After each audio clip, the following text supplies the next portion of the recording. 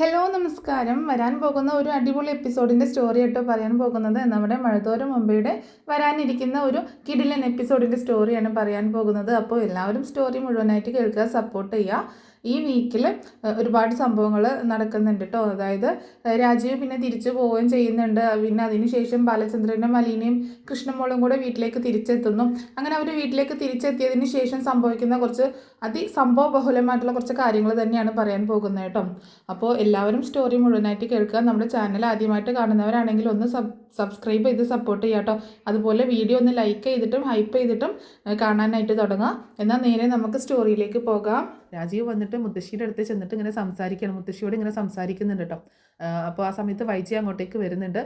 അപ്പോൾ വൈജി സങ്കടപ്പെട്ടാണ് ഇങ്ങനെ സംസാരിക്കുന്നത്. എൻ്റെ കൂടെ രാജീവേട്ടനെങ്കിലും ഉണ്ടായിരുന്നു, ഇപ്പോൾ രാജീവേട്ടനും എൻ്റെ ഭാഗത്തുനിന്ന് നിൽക്കുന്നില്ല. നിങ്ങൾക്കൊക്കെ എന്താ പറ്റിയത്? എന്നെ എല്ലാവരും കൂടി കൈയൊഴിഞ്ഞോ? എൻ്റെ ജീവിതം ഇങ്ങനെയൊക്കെ ആയി പോവാൻ കാരണം നിങ്ങളെല്ലാവരും കൂടിയല്ലേ എൻ്റെ ജീവിതം ഇങ്ങനെ ആക്കി തീർത്തത്. ഞാൻ അന്നേ പറഞ്ഞതല്ലേ എനിക്ക് ബാലചന്ദ്രനെ വിവാഹം കഴിക്കേണ്ട എന്ന്. ഇപ്പോൾ നിങ്ങളുടെ നിർബന്ധം കാരണം വിവാഹം കഴിപ്പിച്ച് ഇപ്പോൾ എൻ്റെ ജീവിതത്തിൽ ഒരു പ്രശ്നം വന്നപ്പോൾ എൻ്റെ കൂടെ നിൽക്കാൻ ആരുമില്ല എന്നൊക്കെ ഇങ്ങനെ കുറ്റപ്പെടുത്തിക്കൊണ്ട് സംസാരിക്കുമ്പോൾ രാജീവ് പറയുന്നുണ്ട്, അങ്ങനെയല്ല വൈജയ്, നീ ഒന്ന് അഡ്ജസ്റ്റ് ചെയ്യ്, നിൻ്റെ ഈ വാശിയും വൈരാഗ്യമൊക്കെ ഒന്ന് മാറ്റിവെക്ക്, അയാളെ ഒന്ന് മനസ്സിലാക്ക്. നീ അയാളെ കൂടുതൽ ദേഷ്യം പിടിപ്പിക്കാൻ നിൽക്കില്ല, അയാൾ എന്തൊക്കെയോ മനസ്സിൽ കണ്ടിട്ടാണ് ഇങ്ങനെയൊക്കെ പെരുമാറുന്നത് എന്നിങ്ങനെ പറയാട്ടോ.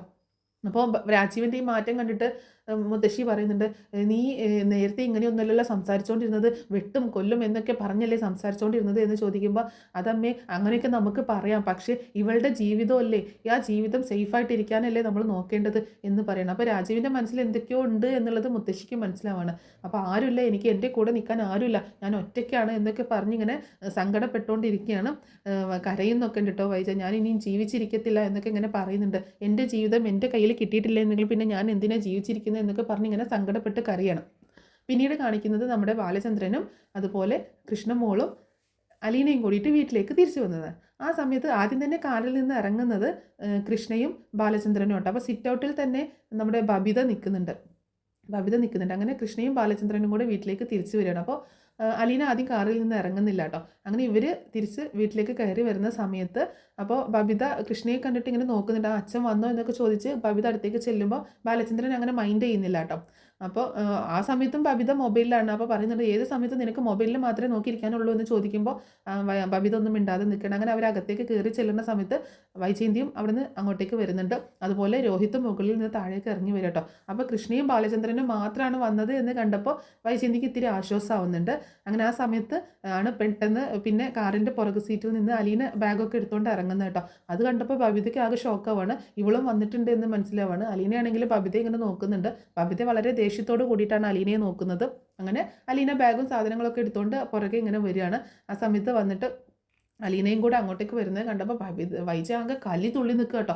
ഇവളെ ഞാൻ ഈ വീട്ടിൽ നിന്ന് ഇറക്കി വിട്ടതല്ലേ, എന്തിനാണ് ഇവളെ തിരിച്ചു കൊണ്ടുവന്നത് എന്നൊക്കെ ചോദിച്ച് ദേഷ്യപ്പെടുമ്പോൾ, ഇത് എൻ്റെ വീടാണ്, ഈ വീട്ടിൽ ആരൊക്കെ നിൽക്കണ്ടെന്ന് തീരുമാനിക്കാനുള്ള പൂർണ്ണ സ്വാതന്ത്ര്യം എനിക്കാണ്, അല്ലാത്തവർക്ക് ഇവിടെ നിന്ന് പിരിഞ്ഞു പോകാം എന്ന് പറയുമ്പോൾ, ഇവിടെ ഇനി വീട്ടുജോലിക്കാരുടെയും ഹോം നേഴ്സിൻ്റെയും ഒന്നും ആവശ്യമില്ല, അതുകൊണ്ട് ഇവളുടെ സേവനം ഇനി ഇവിടെ വേണ്ട എന്ന് തന്നെ പറയണ വൈജയന്തി. ആ സമയത്ത് ബാലചന്ദ്രൻ പറയുന്നുണ്ട്, അലീന ഇന്ന് മുതൽ ഇവിടുത്തെ ഹോം നേഴ്സ് അല്ല, ഇവിടുത്തെ വീട്ടുജോലിക്കാരിയല്ല, അലീന എൻ്റെ 3 മക്കളെ പോലെ എൻ്റെ മോളാണ്, എൻ്റെ മൂത്ത മകളാണ് അലീന. ആ സ്ഥാനമാണ് ഞാൻ അലീനയ്ക്ക് കൊടുത്തിട്ടുള്ളത്. അതുകൊണ്ട് എൻ്റെ 3 മക്കളുടെ കൂടെ നാലാമത്തെ മോളായിട്ടല്ല, എൻ്റെ ഏറ്റവും മൂത്ത മകളായിട്ട്, എൻ്റെ 1ാമത്തെ മകളായിട്ട് തന്നെ അലീന ഇവിടെ ജീവിക്കും എന്ന് പറയണം. അത് കേട്ടതോടുകൂടിയിട്ട് വൈജയ്ക്ക് ഇങ്ങോട്ട് കല്ലി ഇളകുക കേട്ടോ. കണ്ട തെരുവിൽ കിടന്ന് ആരോ പഴിച്ച് പ്രസവിച്ചിട്ട് പോയ പെണ്ണിനെയൊക്കെ കൊണ്ടുവന്ന് വീട്ടിൽ കൊണ്ടുവന്നിട്ട് എൻ്റെ മൂത്ത മകളാണെന്ന് പറഞ്ഞ് വളർത്താൻ ബാലചന്ദ്രന് നാണമില്ല എന്നൊക്കെ ചോദിച്ചുകൊണ്ട് സംസാരിക്കുമ്പോൾ, എൻ്റെ നേരെ ഷൗട്ട് ചെയ്യാൻ നിൽക്കണ്ട, എൻ്റെ നേരെ ഷൗട്ട് ചെയ്യാൻ നീ വളർന്നിട്ടില്ല, അതുകൊണ്ട് എൻ്റെ നേരെ ഷൗട്ട് ചെയ്യുമ്പോൾ ഒന്ന് സൂക്ഷിച്ച് വേണം ഷൗട്ട് ചെയ്യാൻ, എൻ്റെ നേരെ ഒച്ചയെടുക്കണ്ട എന്നൊക്കെ പറഞ്ഞ് അവളുടെ വൈജയുടെ വായ എടുപ്പിക്കുകയാണ് ബാലചന്ദ്രൻ കേട്ടോ. അപ്പോൾ വൈജ ഒന്നും മിണ്ടാതെ നിൽക്കുന്നുണ്ട്. അപ്പോൾ രോഹിത്തും ബബിതയും ചോദിക്കുന്നുണ്ട്, അച്ഛനും ഞങ്ങൾ 3 മക്കളല്ലേ ഉള്ളൂ, പിന്നെ എന്തിനാണ് ഇവളെയും കൂടി മകളാണെന്ന് പറഞ്ഞ് കൊണ്ടുവന്നേക്കുന്നത്, ഞങ്ങളത് സമ്മതിക്കില്ല എന്ന് പറയുമ്പോൾ, നിങ്ങളുടെ സമ്മതം ആർക്ക് വേണം? ഇവളെ ഒരു പട്ടിയെ പോലെയല്ലേ നിങ്ങളെല്ലാവരും കൂടെ ചേർന്ന് ഈ വീട്ടിൽ നിന്ന് ഇറക്കി വിട്ടത്, അതിന് നിങ്ങൾ എൻ്റെ സമ്മതം ചോദിച്ചായിരുന്നോ? ഇല്ലല്ലോ. പിന്നെ ഇവളെ ഈ വീട്ടിൽ താമസിപ്പിക്കുന്നത് ഞാൻ എൻ്റെ ഇഷ്ടത്തിനാണ്, ഞാൻ എൻ്റെ കാശ് കൊണ്ട് പണിതുണ്ടാക്കിയ വീട്ടിൽ ആരെ താമസിപ്പിക്കണ്ടെന്ന് തീരുമാനിക്കാനുള്ള അവകാശം എനിക്കാണ്, അല്ലാതെ നിങ്ങൾക്കല്ല. നിങ്ങൾക്ക് ഇവിടെ വേണമെങ്കിൽ എൻ്റെ മക്കളായിട്ട് താമസിക്കാം, നിങ്ങളെ പേടിച്ചിട്ടൊന്നും ഞാൻ ഇനി അലീനയെ ഒഴിവാക്കാനോ എൻ്റെ മകളല്ല എന്ന് പറയാനോ ഞാൻ നിൽക്കുന്നില്ല എന്ന് പറയണം. അപ്പോൾ രോഹിത്താണെങ്കിൽ വളരെ ദേഷ്യത്തിലാണ് നിൽക്കുന്നത്. രോഹിത് എന്തോന്ന് പറയാൻ തുടങ്ങുന്ന സമയത്ത് ബാലചന്ദ്രൻ ഒരൊറ്റ നോട്ടം നോക്കുന്നുണ്ട് കേട്ടോ. ആ സമയത്ത് രോഹിത് തല താഴ്ത്തി പോവാണ്. അപ്പോൾ രോഹിത് എന്തോ ഇടങ്കോലിടാൻ അങ്ങനെ ഇവിടെ പറ്റത്തില്ല എന്നൊക്കെ പറഞ്ഞുകൊണ്ട് സംസാരിക്കാൻ തുടങ്ങുന്ന സമയത്താണ് ബാലചന്ദ്രൻ ഇങ്ങനെ നോക്കുന്നത്. അപ്പോൾ അങ്ങനെ മാറി തല താഴ്ത്തി നിൽക്കുകയാണ്. എന്നിട്ട് അലീനയോട് പറയുന്നുണ്ട്, നീ ബാഗൊക്കെ എടുത്തുകൊണ്ട് പോയി റൂമിൽ കൊണ്ടുപോയി കൃഷ്ണമോളോട് പറയുന്നുണ്ട് ചേച്ചിയുടെ ബാഗൊക്കെ എടുത്തുകൊണ്ട് പോയി അവിടെ വെക്കുക എന്ന് പറയുമ്പോൾ കൃഷ്ണയും പറയുന്നുണ്ട് കേട്ടോ വൈജയോട്, ചേച്ചി ഇവിടെ തന്നെ താമസിക്കും, എൻ്റെ ചേച്ചിയാണ്, ഞാൻ എങ്ങനെയാണോ അതുപോലെ തന്നെയാണ് അച്ഛന് ചേച്ചിയും, ചേച്ചിക്ക് അതുപോലെ തന്നെയാണ് അച്ഛനെ പോലെ തന്നെയാണ്, സ്വന്തം അച്ഛൻ തന്നെയാണ്, അതുകൊണ്ട് ഇനി ചേച്ചി ഇവിടെ നിന്ന് എങ്ങോട്ടേക്കും പോകുന്നില്ല, അലീന ചേച്ചിയും നമ്മുടെ കൂടെ നമ്മുടെ വീട്ടിൽ ജോലിക്കാരിയായിട്ടല്ല അച്ഛൻ്റെയും അമ്മയുടെയും മകളായിട്ട് ഈ വീട്ടിൽ താമസിക്കും എന്ന് തന്നെ പറയാട്ടോ. അപ്പോൾ വൈജയാണെങ്കിൽ കല്ല് കയറി ഇങ്ങനെ നിൽക്കുക കേട്ടോ. വൈജയ്ക്ക് ആണെങ്കിൽ നമ്മുടെ അലീനയും കണ്ട് അരച്ച് കലക്കി കൊടുത്തിട്ടുണ്ടെങ്കിൽ ഒറ്റ വലിക്കൊണ്ട് കുടിക്കും, അത്രയ്ക്ക് ദേഷ്യമുണ്ട് കേട്ടോ. അങ്ങനെ കൃഷ്ണ അലീനയുടെ ബാഗൊക്കെ എടുത്തിട്ട് മുത്തശ്ശിയുടെ റൂമിലേക്ക് കൊണ്ടുപോയി വെക്കുന്നുണ്ട്. അപ്പോൾ മുത്തശ്ശി ആദ്യം ഇങ്ങനെ അന്തം വിട്ടുകൊണ്ട് നോക്കാൻ, ഇതൊക്കെ അലീനയുടെ ബാഗല്ലേ, നിങ്ങൾ തിരിച്ചു വന്നോ, അലീന എന്തേ എന്നൊക്കെ ചോദിക്കുമ്പോൾ അലീന അങ്ങോട്ടേക്ക് കയറി ചെല്ലട്ടോ. അപ്പോൾ അലീനയെ കണ്ടപ്പോൾ നീ പോയില്ലായിരുന്നോ കൊച്ചേ, നീ എങ്ങനെ തിരിച്ചു വന്നത്, നീ എങ്ങനെ ഇവരുടെ കൂടെ കൂടിയോ എന്നൊക്കെ ചോദിക്കുമ്പോൾ സാറ് പുറകെ വന്ന് എന്നെയും കൂട്ടിക്കൊണ്ടാണ് പോയത് മുത്തശ്ശി എന്ന് പറയുന്നുണ്ട് കേട്ടോ. ഇവിടുത്തെ പ്രശ്നങ്ങളൊന്നും ഇനി തീരാൻ പോകുന്നില്ല അല്ലേ എന്നിങ്ങനെ ചോദിക്കുമ്പോൾ, ഞാൻ വന്നതുകൊണ്ടാണോ മുത്തശ്ശി ഇങ്ങനെയൊക്കെ പറയുന്നത്, എന്നാൽ ഞാൻ പോയിക്കോളാം, മുത്തശ്ശിക്ക് ഞാൻ പോകണമെന്നാണോ എന്ന് ചോദിക്കുകയാണ്. അതല്ല കുട്ടി ഞാൻ പറഞ്ഞത്, നീ പോയതും വന്നതും ഒന്നുമല്ല, ഇവിടുത്തെ പ്രശ്നങ്ങൾ സോൾവ് ആവുന്നില്ലല്ലോ, അതിൻ്റെ ഒരു വിഷമത്തിൽ ഞാൻ പറഞ്ഞതാണ്. വൈജയുടെ ജീവിതം ഇങ്ങനെ സങ്കീർണമായി കൊണ്ട് നടക്കില്ലേ എന്ന് ചോദിക്കുമ്പോൾ, അതിന് ഞാനാണോ മുത്തശ്ശി കാരണം എന്ന് ചോദിക്കുകയാണ്. ശരിക്കും ഞാൻ തന്നെയാണോ മുത്തശ്ശി കാരണം? മുത്തശ്ശി ഒന്ന് മനസ്സിൽ കൈവച്ച് പറ, മുത്തശ്ശിയുടെ മോളുടെ ജീവിതത്തിൽ എന്തെല്ലാം കാര്യങ്ങൾ സംഭവിച്ചിട്ടുണ്ട് എന്നുള്ളത് മുത്തശ്ശിക്കല്ലേ കൂടുതലായിട്ട് അറിയാവുന്നത് എന്നിങ്ങനെ ചോദിക്കുകയാണ്. അപ്പോൾ കൃഷ്ണയും അതിങ്ങനെ കേട്ടുകൊണ്ട് നിൽക്കുന്നുണ്ട്. അപ്പോൾ പിന്നെ അലീന കൂടുതലൊന്നും പറയുന്നില്ല, കാരണം കൃഷ്ണയ്ക്ക് ഈ കാര്യങ്ങളൊന്നും അറിയാം എന്നുള്ളത് അലീനയ്ക്ക് അറിയില്ലല്ലോ. അങ്ങനെ എന്താണെങ്കിലും സാറ് പറയാതെ ഇനി ഞാൻ ഇവിടെ നിന്ന് പോകത്തില്ല മുത്തശ്ശി, എന്നെ ഇനി പറഞ്ഞയച്ചാലും ഞാൻ പോകത്തില്ല, ഇനി പറഞ്ഞയക്കുകയാണെങ്കിൽ തന്നെ ഞാനും കൃഷ്ണയും സാറും കൂടി ആയിരിക്കും ഈ വീട്ടിൽ നിന്ന് മാറി താമസിക്കുക, അത് സാറെടുത്ത തീരുമാനമാണ് എന്ന് പറയണം. അപ്പോൾ ഇതെന്തായാലും ഒരു നടക്ക് തീരത്തില്ല, ഈ പ്രശ്നങ്ങളൊന്നും ഉടനെ അവസാനിക്കാൻ പോകുന്നില്ല എന്നിങ്ങനെ മുത്തശ്ശി ഇങ്ങനെ പറയുന്നുണ്ട്. അങ്ങനെ അലീനയോട് ബാലചന്ദ്രൻ പറയുന്നുണ്ടായിരുന്നു, എനിക്ക് കുടിക്കാൻ ഇത്തിരി ചൂടുവെള്ളം അല്ലെങ്കിൽ ഒരു ലെമൺ ടീ എന്തെങ്കിലും ഉണ്ടാക്കി കൊണ്ടുപോകുക അലീന എന്ന് പറഞ്ഞിട്ടുണ്ടായിരുന്നു കേട്ടോ. അത് എനിക്ക് വേണ്ടി മാത്രമാണ്, നീ വീട്ടിലത്തെ ജോലിക്കാരി ആയതുകൊണ്ടല്ല, നീ എൻ്റെ മകളാണ്, മകൾ അച്ഛന് ഉണ്ടാക്കി കൊടുക്കുന്നതാണ്, അതുകൊണ്ടാണ് ഞാൻ നിന്നോട് പറഞ്ഞത് എന്ന് പറയണ്ടായിരുന്നേ. അങ്ങനെ അലീന കിച്ചണിലേക്ക് പോവാണ്. കിച്ചണിലേക്ക് ചെല്ലുന്ന സമയത്ത് വൈജയന്തിയും പുറകെ ചെല്ലുന്നുണ്ട് കേട്ടോ. വൈജയന്തി പുറകെ ചെന്നിട്ട് ഭയങ്കര ദേഷ്യത്തോട് കൂടിയിട്ട് അലീനയോട് സംസാരിക്കുകയാണ്. എടി നാണം കെട്ടവളെ, നിനക്ക് നാണം ഉണ്ടോടി ഇങ്ങോട്ടേക്ക് തിരിച്ചു കയറി വരാൻ, നിന്നെ ഞങ്ങൾ ഇവിടെ നിന്ന് പറഞ്ഞയച്ചതല്ലേടി, പിന്നെ നീ എന്തിനാണ് ഇങ്ങോട്ടേക്ക് വന്നേക്കുന്നത് എന്നൊക്കെ ചോദിച്ച് സംസാരിക്കുമ്പോൾ, എനിക്ക് ഇങ്ങോട്ടേക്കല്ലാതെ വേറെ എങ്ങോട്ടും പോകാൻ പറ്റത്തില്ല മാഡം എന്ന് പറയട്ടോ. നിനക്ക് ഇങ്ങോട്ടേക്ക് വരാൻ പറ്റത്തില്ല, ഇങ്ങോട്ടല്ലാതെ വേറെ എങ്ങോട്ടും പോകാനില്ലെന്നോ, നിനക്ക് എവിടെയെങ്കിലും പോയി നശിച്ചു പോക്കൂടെ, നീ എന്തിനാടി നാണം കെട്ടവളെ ഇങ്ങോട്ടേക്ക് വീണ്ടും വന്നേക്കുന്നത്, എൻ്റെ സ്വസ്ഥതയും സമാധാനം കളയാൻ, എൻ്റെ ജീവിതത്തിൽ നിന്ന് ഇറങ്ങിപ്പോയി തരാമോ എന്ന് ചോദിക്കുമ്പോൾ, എനിക്ക് അങ്ങനെ മാഡത്തിൻ്റെ ജീവിതത്തിൽ നിന്ന് ഇറങ്ങിപ്പോകാൻ പറ്റത്തില്ല, മാഡത്തിൻ്റെ ഒരു ഭാഗം തന്നെയാണ് ഞാൻ എന്ന് പറയട്ടോ. എൻ്റെ ഒരു ഭാഗമാണെന്നോ, എന്തൊക്കെ നീ പറയുന്നത് എന്ന് ചോദിക്കട്ടോ. അപ്പോൾ കൃഷ്ണ വന്നിട്ട് പറയുന്നുണ്ട്, അമ്മയ്ക്ക് ചേച്ചിയോട് എന്തിനാണ് ഇത്രയ്ക്ക് വൈരാഗ്യം, അമ്മയ്ക്ക് ചേച്ചി ഒരു മോളായിട്ട് കണ്ടൂടെ, അമ്മ പ്രസവിച്ച മകളായിട്ട് കണ്ടാൽ എന്താ കുഴപ്പം എന്ന് ചോദിക്കുകയാണ്.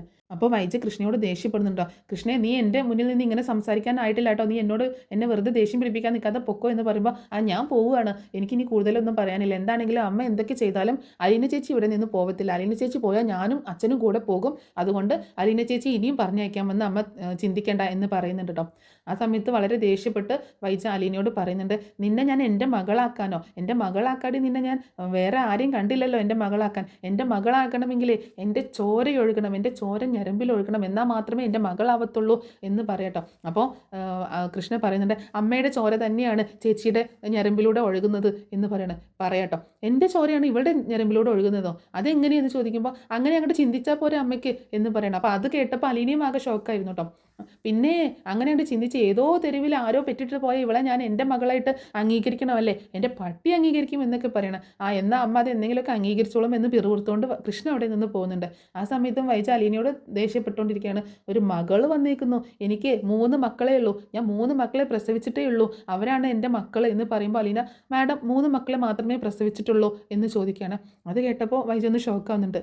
അതെന്താ നീ അങ്ങനെ ചോദിച്ചത് എന്ന് ചോദിക്കുമ്പോൾ, അല്ല മാഡം 3 മക്കളെ മാത്രമേ പ്രസവിച്ചിട്ടുള്ളൂ എന്നല്ലേ പറഞ്ഞത്, അതുകൊണ്ട് ഞാൻ ചോദിച്ചതാണ്, മാഡം 3 മക്കളെ മാത്രമേ പ്രസവിച്ചിട്ടുള്ളൂ എന്ന് ചോദിച്ചതാണ് എന്ന് പറയട്ടോ. എന്താ സംശയം, ഇവിടെ നീ കണ്ടില്ലേ എൻ്റെ 3 മക്കളെ എന്ന് ചോദിക്കുമ്പോൾ, ഇവിടെ ഞാൻ 3 മക്കളെ കണ്ടു, അതല്ലാതെ എന്ന് പറഞ്ഞിട്ട് അലീന നിർത്തുമ്പോൾ വൈജി ആകെ ഷോക്കാവുന്നുണ്ട് കേട്ടോ. അപ്പം എന്നിട്ട് അലീന അവിടെ നിന്നിട്ട് മാറിപ്പോവാണ്. അപ്പോൾ അലീന എന്താ ഈ പറഞ്ഞത് എന്ന് മനസ്സിലാവാതെ ആകെ ഇങ്ങനെ ഷോക്കായിട്ട് നിൽക്കുകയാണ് നമ്മുടെ വൈജ. അതേസമയം രാജീവും അവിടെ ഉണ്ടല്ലോ. അപ്പോൾ രാജീവാണെങ്കിൽ ഇതിൽ കൂടുതലൊന്നും ഇടപെടാതെ അവിടെ ഇങ്ങനെ മാറി നിൽക്കുന്നുണ്ട് കേട്ടോ. ബാലചന്ദ്രൻ്റെ മുന്നിലേക്ക് വരാതെ വല്ലാണ്ട് ഇടപെടുന്നൊന്നുമില്ല കേട്ടോ. അപ്പോൾ വൈജ ചെന്നിട്ട് രാജീവിനോട് സംസാരിക്കുന്നുണ്ട്. ഇതൊക്കെ കണ്ടിട്ടും രാജീവേട്ടൻ എന്തോ ഒന്നും മിണ്ടാതെ നിന്നത്, അവൾ എന്നോട് സംസാരിക്കുന്നതൊക്കെ കേട്ടില്ലേ എന്നൊക്കെ ചോദിക്കുമ്പോൾ, നീ കൂടുതൽ അവരുടെ കാര്യങ്ങളിൽ ഇടപെടാൻ പോവേണ്ട വൈജെ, അയാൾ എന്തെങ്കിലും കാണിക്കട്ടെ, നീ തൽക്കാലം ഒന്ന് ഒതുങ്ങി കൊടുത്തേക്ക്. അയാൾ എന്താണ് കാണിക്കാൻ പോണതെന്ന് നമുക്ക് നോക്കാം. തൽക്കാലം ഒന്ന് അയാൾ പറയണത് അനുസരിച്ച് വിചാരിച്ചിട്ട് നിനക്ക് ഒന്നും നഷ്ടപ്പെടാൻ പോകുന്നില്ല എന്നൊക്കെ രാജീവ് ഇങ്ങനെ പറയുമ്പോൾ എനിക്ക് മനസ്സിലായി എല്ലാവരും ഇപ്പോൾ ബാലചന്ദ്രൻ്റെ സൈഡാണ്. എൻ്റെ ഭാഗത്തു നിന്ന് ചിന്തിക്കാനോ എനിക്ക് വേണ്ടി സംസാരിക്കാനോ ആരുമില്ല. ഇപ്പോൾ ശരിയാക്കി തരാം, അവളെ പറഞ്ഞയച്ചു തരാം എന്നൊക്കെ പറഞ്ഞ് വെല്ലുവിളിച്ച് അമ്പും കൊമ്പൊക്കെ എടുത്ത് പോയതല്ലേ രാജീവേട്ടൻ. ഇവിടെ നിന്ന് വില്ലും വാളൊക്കെ എടുത്ത് പോയിട്ട് എന്താ ഇപ്പം ഉണ്ടായത്? ആ ബാലചന്ദ്രൻ്റെ വാക്കും കേട്ടിട്ട് ബാലചന്ദ്രൻ എന്ത് പറഞ്ഞാണ് രാജീവേട്ടനെ ഭീഷണിപ്പെടുത്തിയത്, എന്ത് പറഞ്ഞാണ് ഭയപ്പെടുത്തി വെച്ചേക്കുന്നത്? എനിക്ക് അതാണ് മനസ്സിലാവാത്തത്. എന്ത് കണ്ടിട്ടാണ് എല്ലാവരും അവളുടെ പുറകെ നിൽക്കുന്നത്, രാജീവിൻ്റെ പുറകെ നിൽക്കുന്നത് എനിക്ക് മനസ്സിലാവാത്തതെന്നൊക്കെ പറഞ്ഞ് വൈജ ഇങ്ങനെ തട്ടിക്കയറുമ്പോൾ, എനിക്ക് നിന്നോട് ഇനി കൂടുതലൊന്നും പറയാനില്ല വൈജ, ഞാൻ പോവുകയാണ്, എനിക്ക് തിരിച്ചു പോകാനുള്ളതാണ് എന്ന് പറയുന്നുണ്ട് കേട്ടോ. അങ്ങനെ രാജീവ് അവിടെ നിന്ന് പോവുകയാണ്. അങ്ങനെ അന്ന് രാത്രിയിലാണെങ്കിലും വൈജയ്ക്ക് ആകെ അസ്വസ്ഥ കേട്ടോ. ബാലചന്ദ്രൻ മുകളിലെ റൂമിൽ തന്നെയാണ് താമസിക്കുന്നത്, താഴേക്ക് വന്നിട്ടൊന്നുമില്ല. ബാലചന്ദ്രൻ്റെ കാര്യങ്ങളൊക്കെ കൃഷ്ണയും അലീനയും തന്നെയാണ് നോക്കുന്നത്. അലീന തന്നെയാണ് നോക്കുന്നത്, ഇടയ്ക്ക് കൃഷ്ണയും അലീനയെ സപ്പോർട്ട് ചെയ്തുകൊണ്ട് ഇങ്ങനെ നിൽക്കൂട്ടാം. അങ്ങനെ പിറ്റേ ദിവസമായപ്പോൾ വൈജ അന്ന് രാത്രി നമ്മുടെ കമലേനെ വിളിക്കുന്നുണ്ട് കേട്ടോ. കമലേനെ വിളിച്ചിട്ട് ഈ കാര്യങ്ങളൊക്കെ പറയണം. അപ്പോൾ കമലയ്ക്കാണെങ്കിൽ എരുതിയിൽ എണ്ണ ഒഴിക്കുന്ന സ്വഭാവമല്ലേ. എൻ്റെ വൈജി, നിനക്ക് എങ്ങനെ അവൾ അവിടെ തന്നെ നിർത്താൻ തോന്നുന്നു? രണ്ടെണ്ണം പൊട്ടിച്ചിട്ട് ഇവിടെ നടക്കത്തില്ല എന്നും പറഞ്ഞിട്ട് ബാലചന്ദ്രൻ്റെ മുന്നിൽ തന്നെ അവളെ വലിച്ചഴിച്ച് പുറത്താക്കിക്കൂടായിരുന്നോ നിനക്ക്? ഞാനായിരുന്നെങ്കിൽ അങ്ങനെ ചെയ്യത്തുള്ളൂ എന്നൊക്കെ പറയുന്നുണ്ട് കേട്ടോ. അങ്ങനെ അതെനിക്ക് ചെയ്യാൻ അറിയാഞ്ഞിട്ടല്ല കമലേട്ടത്തി, ഇപ്പം തന്നെ കണ്ടില്ലേ അയാൾ ഇറങ്ങിപ്പോയത്, ബാലചന്ദ്രൻ ഇറങ്ങിപ്പോയില്ലേ, അതുപോലെ വീണ്ടും കൃഷ്ണയും കൂട്ടിയും കൊണ്ട് പോകും എന്നൊക്കെ പറയുമ്പോൾ അതിനൊക്കെ നിന്നെക്കൊണ്ട് പറ്റാഞ്ഞിട്ടാണ് വൈജയ്, ഞാനെങ്ങാനും ആയി നോക്കണമായിരുന്നു എന്നൊക്കെ പറഞ്ഞ് എരുതിയിൽ ഇങ്ങനെ എണ്ണ ഒഴിച്ചുകൊണ്ടിരിക്കുകയാണ്. അങ്ങനെ പിന്നെ ഫോൺ വെച്ചതിന് ശേഷം അപ്പോൾ ഹരി ചോദിക്കുന്നുണ്ട്, എന്താ അമ്മേ പ്രശ്നം, എന്തായി? അലീന തിരിച്ചു വന്നു ചോദിക്കുമ്പോൾ, തിരിച്ചു വന്നു, അതിൻ്റെ അല്ലേ ഈ പ്രശ്നങ്ങളൊക്കെ എന്ന് പറയുന്നുണ്ട് കേട്ടോ. അപ്പോൾ ഇപ്പോൾ എങ്ങനെയാണ് അവിടുത്തെ അവസ്ഥ എന്ന് ചോദിക്കുമ്പോൾ അവിടെ ഭയങ്കര സങ്കീർണമാണ് എന്ന് പറയുന്നുണ്ട്. അപ്പോൾ എന്നാലും ഇനിയിപ്പോൾ ബാലചന്ദ്രനോട് വല്ലാണ്ട് ഏറ്റുമുട്ടാനൊന്നും പറ്റത്തില്ല എന്നാണ് തോന്നുന്നത് എന്ന് പറയുന്നുണ്ട്. അങ്ങനെ ആ സമയത്ത് അഞ്ജു പറയുന്നുണ്ട്, പക്ഷേ എനിക്ക് തോന്നുന്നത് ഇതിപ്പം വലിയ കുഴപ്പമില്ലാതെ ശാന്തമായിട്ട് പോവുമായിരിക്കും, ബാലചന്ദ്രനും ആൻറ്റിയും കൂടെ വലിയ ഒച്ചപ്പാടൊന്നും ഇല്ല എന്നുണ്ടെങ്കിലും ഇത് പ്രശ്നം വളരെ വഷളാവാനുള്ള ഒരു സാധ്യത ഞാൻ കാണുന്നുണ്ട് എന്ന് പറയാട്ടോ. അപ്പോൾ അതെന്താ നീ അങ്ങനെ പറഞ്ഞെന്ന് ചോദിക്കുമ്പോൾ, എനിക്ക് അങ്ങനെയാണ് തോന്നുന്നത്, അത് ഞാൻ പറഞ്ഞു എന്ന് പറയണം. അങ്ങനെ പിന്നീട് അങ്ങനെ വൈജൊരു തീരുമാനത്തിലെടുക്കുകയാണ്. അമ്മ ഇവിടെ ഉള്ളതുകൊണ്ടാണല്ലോ അമ്മയെ നോക്കാനെന്നും പറഞ്ഞിട്ട് ഇവിടെ അലീനയെ കൊണ്ടുവന്ന് വെച്ചേക്കുന്നത്, അമ്മയുടെ കാര്യങ്ങളൊക്കെ. അപ്പോൾ അമ്മ ഇവിടെ നിന്ന് മാറ്റി കഴിഞ്ഞാൽ എന്ത് പറഞ്ഞിട്ട് അലീനയെ ഇവിടെ നിർത്തും എന്ന് ഇങ്ങനെ ചിന്തിക്കണം. അതേസമയം അലീനയാണെങ്കിൽ ബാലചന്ദ്രൻ്റെ കാര്യങ്ങളൊക്കെ ഇങ്ങനെ നോക്കുന്നുണ്ട്. ബാലചന്ദ്രന് ഇങ്ങനെ ഷേവ് ചെയ്യാനും അങ്ങനെയുള്ള കാര്യങ്ങളൊക്കെ ചെയ്തു കൊടുക്കുന്നുണ്ട്. ഒരു കുഞ്ഞിനെ പോലെ ബാലചന്ദ്രൻ്റെ കൂടെ ഇങ്ങനെ കളിക്കുക കേട്ടോ. ഷേവ് ചെയ്യുന്ന സമയത്ത് കണ്ണാടി പിടിച്ചുകൊണ്ട് വെട്ടം മുഖത്തേക്ക് അടുപ്പിച്ചിട്ടും അങ്ങനെയൊക്കെ കളിക്കുന്നുണ്ട്. അപ്പോൾ ബാലചന്ദ്രൻ പറയുന്നുണ്ട്, നീ എൻ്റെ മകളാണ്, എന്നെ അച്ഛാന്ന്, എൻ്റെ മക്കളൊക്കെ എന്നെ അച്ഛാന്നാണ് വിളിക്കുന്നത്, എൻ്റെ മകളാകുമ്പോൾ എന്നെ അച്ഛാന്നാണ് വിളിക്കേണ്ടത് എന്ന് പറയുന്നുണ്ട്. നീ വിളിച്ചാൽ ഞാൻ കേൾക്കട്ടെ എന്ന് പറയുമ്പോൾ അച്ഛൻ എന്ന് പറയുന്നുണ്ട് കേട്ടോ. അതെ, നീ ഇനി എന്നെ അങ്ങനെ വിളിച്ചാൽ മതി, അച്ഛൻ എന്ന് അച്ഛാന്ന് വിളിച്ചാൽ മതി. അങ്ങനെ വരുമ്പോൾ നീ അമ്മ നിൻ്റെ സ്വന്തമാണല്ലോ, നിൻ്റെ സ്വന്തം അമ്മയാണല്ലോ, അപ്പോൾ ഞാനല്ലേ പുറത്തുള്ളത് എന്ന് പറയുമ്പോൾ, അല്ല, എനിക്ക് അമ്മയേക്കാൾ പ്രിയപ്പെട്ടത് അച്ഛൻ തന്നെയാണെന്ന് അലീന പറയട്ടെ. അപ്പോൾ ഭയങ്കര സന്തോഷം തോന്നുകയാണ്. അപ്പോൾ ഇതൊക്കെ മാറി നിന്നിട്ട് കൃഷ്ണ കാണുന്നുണ്ട് കേട്ടോ. അപ്പോൾ അലീന കാണുന്നില്ല, കൃഷ്ണയെ ബാലചന്ദ്രൻ കാണുന്നുണ്ട് കേട്ടോ. അപ്പോൾ ബാലചന്ദ്രൻ കൃഷ്ണയെ ഇങ്ങനെ വിളിക്കുന്നുണ്ട്, ഇങ്ങോട്ടേക്ക് വാ എന്ന് പറഞ്ഞ് വിളിക്കുമ്പോൾ കൃഷ്ണ അങ്ങോട്ടേക്ക് വരിക കേട്ടോ. കൃഷ്ണ കുറുമ്പ് കാണിക്കുന്നുണ്ട് കേട്ടോ.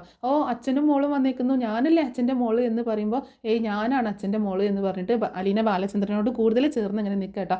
ഒരച്ഛൻ്റെ പുന്നാര മോള് വന്നിരിക്കുന്നത്, അയ്യേ നാണാവുന്നില്ലേ ഇത്രയും വലിപ്പമായിട്ട് അച്ഛനെയും കെട്ടിപ്പിടിച്ചുകൊണ്ട് നിൽക്കാൻ എന്ന് പറയുമ്പോൾ, പിന്നെ വലിപ്പം വെച്ചു എന്ന് ഓർത്തിട്ട് എന്താ അച്ഛനെ കെട്ടിപ്പിടിച്ചാൽ എന്ന് അലീന ചോദിക്കുമ്പോൾ, എന്നാൽ ഞാനും കെട്ടിപ്പിടിക്കും എന്ന് പറഞ്ഞിട്ട് കൃഷ്ണയും കൂടി കെട്ടിപ്പിടിക്കാണ്ട് ബാലചന്ദ്രനെ. അങ്ങനെ അവർ 3 പേരും കൂടി ഇങ്ങനെ കെട്ടിപ്പിടിച്ച് നിൽക്കുക കേട്ടോ. അതിനുശേഷം അലീന, ഞാൻ താഴേക്ക് ചെല്ലട്ടെ, മുത്തശ്ശിക്ക് ഭക്ഷണമൊക്കെ കൊടുക്കാനുണ്ടെന്ന് പറഞ്ഞിട്ട് അലീന താഴേക്ക് ചെല്ലുന്ന സമയത്ത് കാണുന്നത് വൈജയന്തി മുത്തശ്ശിയുടെ റൂമിലുണ്ട് കേട്ടോ. ആ സമയത്ത് വൈജയും കൂടെ അവിടെ നിന്നിട്ട് മുത്തശ്ശിയോട് സംസാരിച്ചുകൊണ്ട് നിൽക്കുകയായിരുന്നു. ആ സമയത്ത് നീ എവിടെയായിരുന്നു ഇത്രയും നേരം എന്ന് ചോദിക്കുമ്പോൾ ഞാൻ സാറിൻ്റെ അടുത്തായിരുന്നു എന്ന് പറയാം കേട്ടോ. അമ്മയുടെ കുറച്ച് സാധനങ്ങളൊക്കെ എടുത്ത് പാക്ക് ചെയ്തതെന്ന് പറയുന്നുണ്ട് കേട്ടോ. അതെന്തിനാന്ന് ചോദിക്കുമ്പോൾ അത് ആവശ്യമുണ്ട് എന്ന് പറയാണ്. അപ്പോൾ എന്തായിരുന്നു നിനക്ക് അവിടെ ഇത്രയും നേരം സംസാരിക്കാനെന്നൊക്കെ ചോദിക്കുമ്പോൾ ഒന്നുമില്ല, സാർ എന്നോട് ഇങ്ങനെ ഓരോ കാര്യങ്ങൾ പറയായിരുന്നു. എന്ത് പറയായിരുന്നു എന്ന് ചോദിക്കുമ്പോൾ സാറെന്നല്ല കേട്ടോ, അച്ഛൻ എന്നോട് ഇങ്ങനെ ഓരോ കാര്യങ്ങൾ പറയായിരുന്നു എന്ന് പറഞ്ഞു കേട്ടോ. അച്ഛനോ? ഏതച്ഛൻ?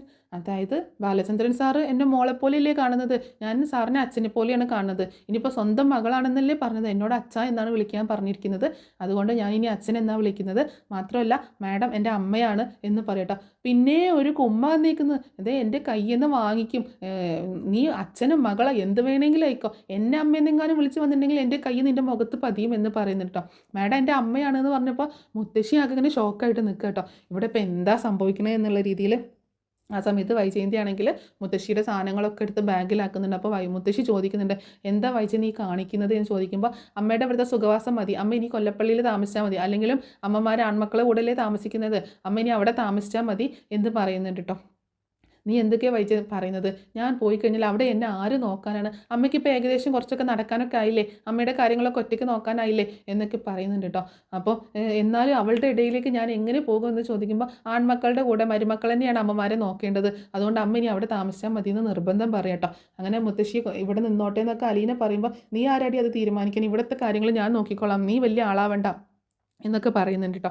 അങ്ങനെ മുത്തശ്ശിയും കൂട്ടിയിട്ട് ഇങ്ങനെ കാറിലേക്ക് കൊണ്ടുപോവുകയാണ് വൈജ. അപ്പോൾ അലീനയും കൂടി ചേർന്ന് പിടിച്ചാണ് കൊണ്ടുപോകുന്നത്. അപ്പോൾ നമ്മുടെ ബബിതയും കൃഷ്ണയും ഒക്കെ വന്നിങ്ങനെ നിൽക്കുന്നുണ്ട് കേട്ടോ. ഇങ്ങനെ മുത്തശ്ശി അവിടുന്ന് കൊണ്ടുപോകുമ്പോൾ അലീന വീണ്ടും പറയുന്നുണ്ട് മുത്തശ്ശി എന്ന്, മുത്തശ്ശിയോട് ഇങ്ങനെ പോവല്ലേ മുത്തശ്ശി എന്നൊക്കെ പറയുമ്പോൾ എനിക്കറിയില്ല കുഞ്ഞ്, എനിക്ക് എൻ്റെ ജീവിതം ഇത്രയൊക്കെ ആയി, മക്കൾ പറയുന്നതും കേട്ട് അങ്ങോട്ട് ജീവിക്കാനല്ലേ എന്നെക്കൊണ്ട് പറ്റത്തുള്ളൂ, മക്കൾ എന്നെ അങ്ങോട്ടും ഇങ്ങോട്ടും തട്ടിക്കളിക്കാൻ ഫുട്ബോൾ പോലെ എന്നൊക്കെ പറഞ്ഞ് മുത്തശ്ശി ഇങ്ങനെ കെട്ടിപ്പിടിച്ച് കരയാട്ടോ അലീനയെ. മുത്തശ്ശി ഞാൻ എന്താ ചെയ്യേണ്ടത് മുത്തശ്ശി എന്നൊക്കെ ചോദിക്കുമ്പോൾ നീ ഇവിടെ നിൽക്കുമോളെ, നീ ഇനിയിപ്പോൾ എന്ത് ചെയ്യാനാണ്, ഞാൻ പോട്ടെ, ഞാൻ ഇനിയിപ്പോൾ കമലയുടെ അടുത്ത് ചെന്നിട്ട് അനുഭവിക്കാനുള്ളതാണ് എൻ്റെ വിധിയെങ്കിലും അങ്ങനെ ആവട്ടെ എന്നൊക്കെ പറഞ്ഞ് മുത്തശ്ശിയും കൊണ്ടിട്ട് വൈജയന്തി പോവുകയാണ് കൊല്ലപ്പള്ളിയിലേക്ക്. അപ്പോൾ ഇതൊരിക്കലും കമല പ്രതീക്ഷിക്കുന്നില്ലല്ലോ. അങ്ങനെ കൊല്ലപ്പള്ളിയിലേക്ക് എത്തിച്ചേരുന്ന മുത്തശ്ശിയെ കണ്ടിട്ട് കമല ആകെ ഷോക്കാവുന്നുണ്ട് കേട്ടോ. അപ്പോൾ ബാഗും സാധനങ്ങളൊക്കെ ആയിട്ടാണ് വരുന്നത് കണ്ടപ്പോൾ കമല ഞെട്ടിപ്പോവാണ്. ഇതെന്താ ഇങ്ങനെയെന്ന് ചോദിക്കുമ്പോൾ അമ്മ ഇനി ഇവിടെയാണ് താമസിക്കുന്നതെന്ന് പറയണ വൈജ. അമ്മ ഇവിടെയാണ് താമസിക്കുന്നതെന്ന് കേട്ടപ്പോൾ അവളുടെ കമലയുടെ എല്ലാ ഇതും പ്ലാനും പോവുക കേട്ടോ. കമല പറയുന്നുണ്ട് അമ്മ ഇവിടെ താമസിക്കാനോ എന്ന് ചോദിക്കുമ്പോൾ പിന്നെ അമ്മ മകൻ്റെ വീട്ടിലല്ലേ താമസിക്കേണ്ടത്, അമ്മ ഇനി ഇവിടെ താമസിച്ചാൽ മതി, ഇനിയിപ്പോൾ ശിവേട്ടനും വരാറായില്ല ഇങ്ങോട്ട്, ശിവേട്ടൻ വരുമ്പോൾ എന്താണെങ്കിലും അമ്മ ഇവിടെ തന്നെയല്ലേ താമസിക്കുന്നത് എന്ന് പറയുന്നുണ്ട്. അങ്ങനെ വൈജ അമ്മയെ കൊല്ലപ്പള്ളിയിൽ കൊണ്ടാക്കിയേക്കാണ്. പിന്നീട് അങ്ങോട്ട് ശരിക്കും പറഞ്ഞാൽ നമ്മുടെ കടപ്പാട്ടൂർ വീട്ടിൽ അച്ഛനും മോളുമായിട്ടുള്ള ഒരു ശരിക്കും പറഞ്ഞാൽ ആ ഒരു ഇതാട്ടോ. കാരണം അമ്മ അവിടെ ഉണ്ടാകുമ്പോൾ വൈജയുടെ പ്ലാനുകൾ എന്തൊക്കെയോ നടക്കില്ല എന്ന് വൈജയ്ക്ക് തോന്നിയിട്ടാണ് വൈജ കൊണ്ടാക്കുന്നത്. അലീനെ എങ്ങനെയെങ്കിലും അവിടെ നിന്ന് തുരത്തണം എന്നുള്ളൊരു ലക്ഷ്യമുണ്ട്. അപ്പോൾ അതിന് വേണ്ടിയിട്ട് വൈജ കുറച്ച് കണക്കുകൂട്ടലുകളൊക്കെ നടത്തുന്നുണ്ട്. അതിൻ്റെ ഭാഗമായിട്ടാണ് അലീനയെ മുത്തശ്ശി അവിടെ നിന്ന് മാറ്റുന്നത് കേട്ടോ. അങ്ങനെ എന്താണെങ്കിലും മുത്തശ്ശിയെ മാറ്റി ഇനി അലീനയെ ഒരു പാഠം പഠിപ്പിക്കണം എന്നുള്ളൊരു തീരുമാനമാണ്. അപ്പോൾ മുത്തശ്ശിയെ നോക്കാനായിട്ടാണല്ലോ കൊണ്ടുവന്നത്, അപ്പോൾ അത് മുത്തശ്ശിയെ ഇനി നോക്കേണ്ട ആവശ്യമില്ല, അതും പറഞ്ഞ് ഇനി പറഞ്ഞയക്കാലോ എന്നുള്ളതാണ്. പക്ഷേ വൈജയന്തി തീരുമാനിക്കുന്നതും ചിന്തിക്കുന്നതും പോലും ഒന്നുമല്ല ബാലചന്ദ്രൻ പ്രവർത്തിക്കുന്നത്.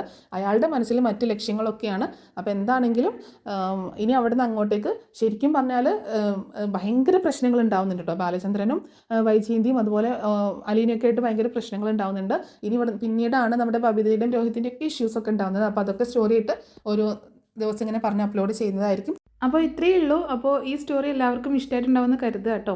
ഇഷ്ടമായിട്ടുണ്ടെങ്കിൽ നിങ്ങൾ ഒന്ന് സപ്പോർട്ട് ചെയ്യുക, സബ്സ്ക്രൈബ് ചെയ്യാൻ മറക്കരുത്, അതുപോലെ ലൈക്ക് ചെയ്യാനും ഹൈപ്പ് ചെയ്യാനും മറക്കരുത്. നെക്സ്റ്റ് ഒരു കിടിലൻ എപ്പിസോഡിൻ്റെ സ്റ്റോറി ആയിട്ട് വരുന്നതായിരിക്കും. Thanks for watching.